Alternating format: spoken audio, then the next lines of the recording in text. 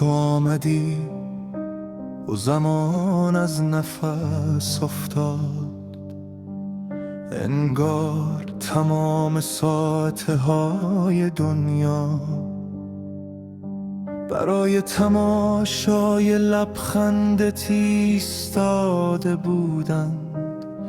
من از نگاهت خانه‌ای از نور ساختم، خانه‌ای که نه در نقشه ها بود نه در خیال شاعران. اگر روزی باران نام مرا از کوچه ها بشوید، عشق تو روی برگای درختان خواهد ماند. تو را نه با چشم که با تپش های دلم میبینم، هر ضربان یک بار نامت را زمزمه میکند. اگر دریا خشک شود، اگر ماه راهش را گم کند، باز هم دلم راه رسیدن به تو را بلد است. کاش میشد تمام ستاره ها را نخ کنم، گردن بندی بسازم و بر گردن شب بیایزم،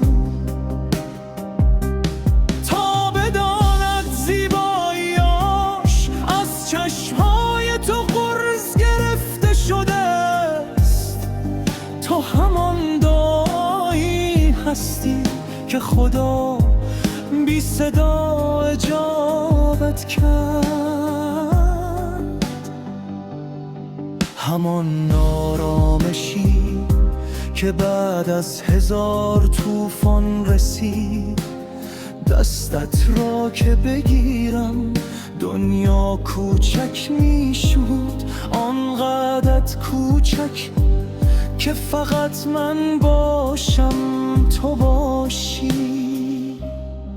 و یک قلب که برای هر دوی ما میتپد، اگر 1000 بار به دنیا بیایم، 1000 بار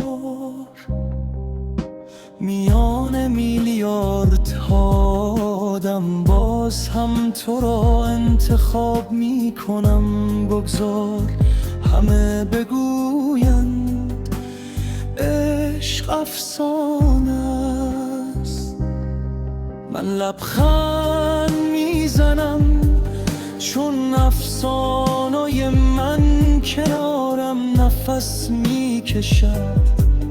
وگر آخرین لحظه ای زندگیم برسد، آخرین واژه‌هایی که از لب‌هایم میگذرد، نه آه خواهد بود نه حسرت، فقط نام توست، نامی که از آغاز آفرینش در تقدیر قلب من نوشته شده بود.